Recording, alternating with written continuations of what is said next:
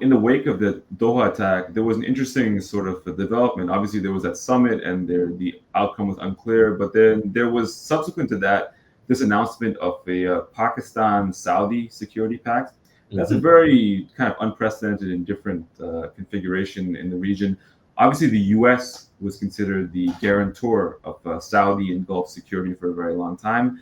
That sense of security with the U.S., I've been saying this for a long time. I think that they made a big mistake trying to think that the U.S. would forever protect them, and its investments and personal flattery and things like that would amount to a solid bond. Obviously, the U.S. political system is also very polarized, so it's very hard to win a Senate approval for U.S. defense treaty with Saudi Arabia, which would be very unpopular with the population, anyways. So Yeah. instead, they pivoted to the Pakistanis recently, which is fascinating because Pakistan has nuclear weapons and a very large army, but it has very severe economic problems and mismanagement and corruption and military control and so forth is, triggering a lot of that.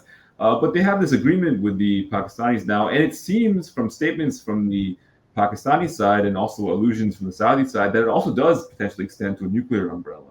How that is actually instantiated and what happens, we don't really know. We haven't seen the fine print yet, but they're thinking of alternatives like that as well too. And the Pakistanis have said that the door is open to other countries to joining this umbrella as well too, which seems to hint at perhaps some of the other Gulf countries which maybe feel insecure after what the Israelis did and after the lack of U.S. response and probably even U.S. foreknowledge, frankly, of the attack that the Israelis did carried out in Qatar. Do you see the region, the parts of the region that were aligned with the U.S. Making plans to sort of get away from that alignment and hedge their bets, either with Pakistan or China or other countries as well too? Is that something which is a trend which we may see more of in the future, in your opinion? So I don't think it's either or. So you use the word hedging right at the end, and hedging, I think, exactly is what is going on and has been going on since, frankly, the Obama era. Okay, because you had many leaders, in particular the Gulf, that saw in the Obama administration um, a United States that they did not feel had their security at heart. Whether or not people agree with this or not is not the question. But certainly, this was the assessment from within, particularly the Gulf, and that goes back, a good 15 years or so. Um, it becomes, of course, I think, more the case when you see the Trump administration, but because they feel, and I think this is correct, that any Trump administration is simply not reliable or predictable. And these states value predictability, I think, over all else, because then they can make plans and so on. Stability, stability, stability.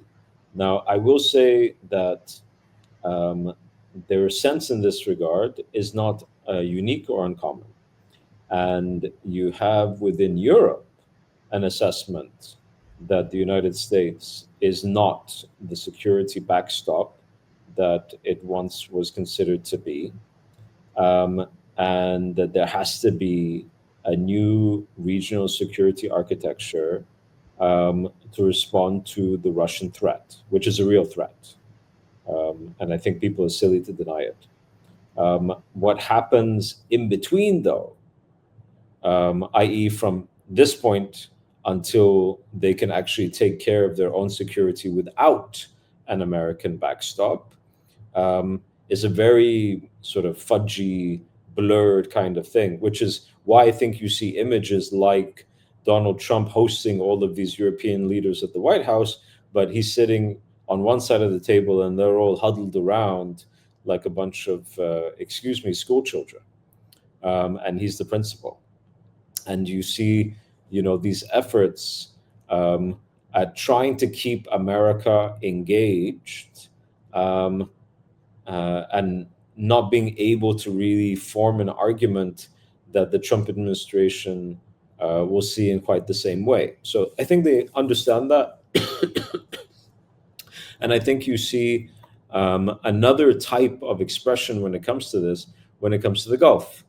I think the engagement with the Pakistanis was less about Israel and more about that hedging instinct that the Gulf has been acting on for a number of years now, where they want to diversify these defense relationships. They don't want to rely purely on the United States, but I don't think they're looking for alternatives. So this is where I would differ with your assessment. I don't think they're looking to cut off from the U.S. I think they're quite happy to keep on engaging with the U.S., keep on benefiting from that relationship, but not rely on it. So that if that relationship doesn't actually pan out or live up to expectations on one file or another, that they have other things to fall back on. And I think that that instinct will persist. I think that more countries will do more in that direction. Um, and they may do so by building up capacity at home. I think a number of those leaders have come to that conclusion. I've been doing things in that regard for a number of years. And also try to build connections and networks with countries beyond, in order, again, to hedge. So I think hedging is a really big thing here. And it's hard to tell them that they're not sensible for doing so. Yeah, very well put. And just to wrap up, I think that what you alluded to there is extremely important because you mentioned Europe as well too, having similar dilemmas. There's a significant change in the world happening right now, interregnum, I think, between the post World War II order and that the U.S. was, and sorry, the post Cold War order as well too, that the U.S. was sort of the center of, and which is now extricating itself from. And in the introduction, I mentioned the UN is going on right now. The UN is a symbol also of the US centrality of the world, and it's coming under attack by the US itself. These international institutions are being rejected by the US. The fate of NATO, let alone security guarantees in the Middle East, are very much in question. And we have potentially the emergence of a vacuum where countries which are revisionist powers, you could say like Russia and Israel, and maybe others besides that, are going to engage in warfare. They're going to engage in trying to take advantage of that vacuum and try to maximize their own power. It's a profoundly dangerous time. Reminds me of the period before World War One in some ways, where we have this sort of a security vacuum, which almost inevitably will be filled with some sort of a conflict before a new equilibrium emerges. But HA, thank you so much for joining us. Always a pleasure to have you on our show. We're going to have you on again in the future as well too. Your analysis is extremely insightful, and well, I'm looking forward to getting more of your takes in the future as the situation develops. You're very kind, Maz. If I could just say one last comment on what you just said, it may not be a complete break with the old world either. What we could very easily see is a combination of a break and with fragmentation into different areas.